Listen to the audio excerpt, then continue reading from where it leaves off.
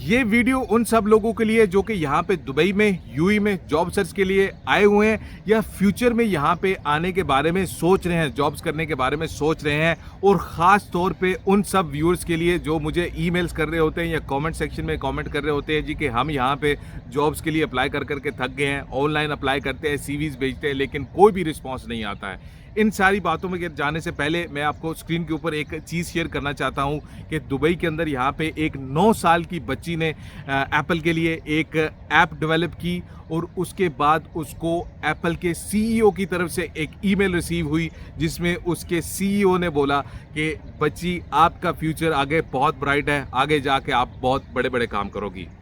अभी आते हैं मेन टॉपिक के ऊपर कि कॉमन लोग जो हमारे जैसे हैं वो अप्लाई करते हैं यहाँ पे जॉब्स के ऊपर। बीकॉम किया होता है, अकाउंटेंट की जॉब के लिए अप्लाई करना चाहते हैं, मैट्रिक किया है, एफए किया है, सिक्योरिटी गार्ड के लिए आना चाहते हैं, मैस कम्युनिकेशन किया है, कस्टमर सर्विस के लिए या मीडिया की जॉब्स के लिए आना चाहते हैं। लेकिन जब आप लोग यहाँ पे आते हैं ना, जो लोग अकाउंटेंट की जॉब के लिए अप्लाई करते हैं, बीकॉम किया है, उसी जॉब के लिए एमबीए भी लोग अप्लाई कर रहे होते हैं। जो सिक्योरिटी गार्ड है, जो मैट्रिक किया है, एफए किया है, उसी सिक्योरिटी गार्ड के लिए ग्रेजुएट लोग भी अप्लाई कर रहे होते हैं। और जिन्होंने मैस कम्युनिकेशन किया है वो मीडिया में जाना चाहते हैं, कस्टमर सर्विस में जाना चाहते हैं, उनके मुकाबले में ऐसे लोग अप्लाई कर रहे होते हैं जिनको 3-3, 4-4 लैंग्वेजेस बोलनी आती है। ऑनेस्टली अगर आप लोग कंपनी के एचआर डायरेक्टर हो, ऑनर हो या रिक्रूटमेंट मैनेजर हो तो आप किसको प्रायोरिटी दोगे? जो ज़्यादा पढ़ा लिखा है, जिसका ज़्यादा एक्सपीरियंस है, जिसका ज़्यादा वास्ट जो एजुकेशनल बैकग्राउंड है। एक और चीज़ मैं आप लोगों को यहाँ पे एक सिंपली एग्जांपल से समझाता हूँ कि मेरे पास ये एक पानी की बोतल है।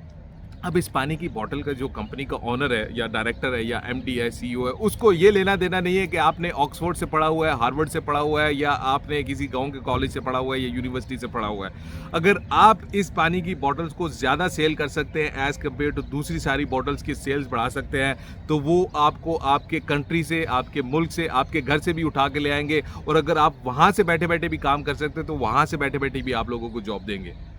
यहाँ पे कंपटीशंस बहुत ज़्यादा होता है। जिस तरह एक छोटी सी 9 साल की बच्ची है, उसने एक ऐप डेवलप की है और $1 ट्रिलियन कंपनी का जो सीईओ है उसने उसको अप्रिशिएट किया है। जब आप यहाँ पे आते हैं ये एक माइंडसेट लेके आते हैं जी कि बस मेरी तो ये एजुकेशन है, बस मुझे जो जॉब मिलेगी, बस मैं ही इसमें टॉप के ऊपर आऊँगा।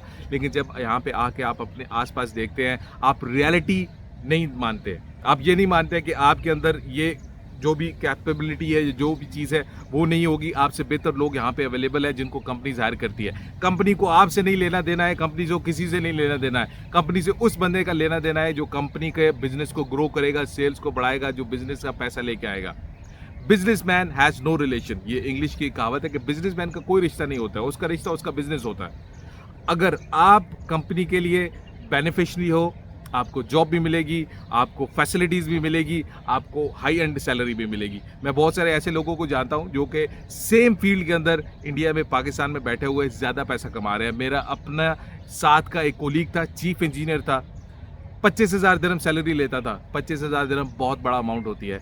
बैक होम इंडिया में एक होटल ओपन हुआ, उन्होंने इसको यहाँ से उठा के वहाँ पे बुला लिया कि आप लोग वहाँ पे आके काम करो। उसमें इतनी क्या चीज़ थी, उसमें इतनी क्या ख़ास बात थी, क्योंकि वो बेसिक स्क्रैच से जानता था और पूरा काम कर सकता था। उसने स्क्रैच से वो होटल डेवलप किया और सेम सैलरी पैकेज के ऊपर अभी वो बैक होम इंडिया में काम कर रहा है। अगर आपके अंदर क्वालिटी है, आपके अंदर कैपेबिलिटी है, आपके अंदर पेशेंस है तो डेफिनेटली आप लोगों को सक्सेस मिलेगी।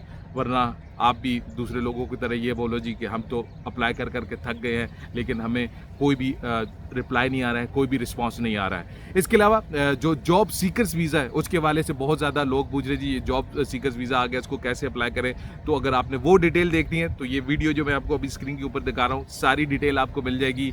कैसे अप्लाई कर सकते हैं, कितनी फीस है और कौन से लोग अप्लाई कर सकते हैं। इसके अलावा अगर आपका कोई क्वेश्चन, आप कोई चीज़ पूछना चाहते हैं तो कमेंट सेक्शन में कमेंट कर सकते हैं या ईमेल के ऊपर मुझे कांटेक्ट कर ले। अपना ख्याल रखिएगा, अपने चैनल का भी। अल्लाह हाफ़िज़।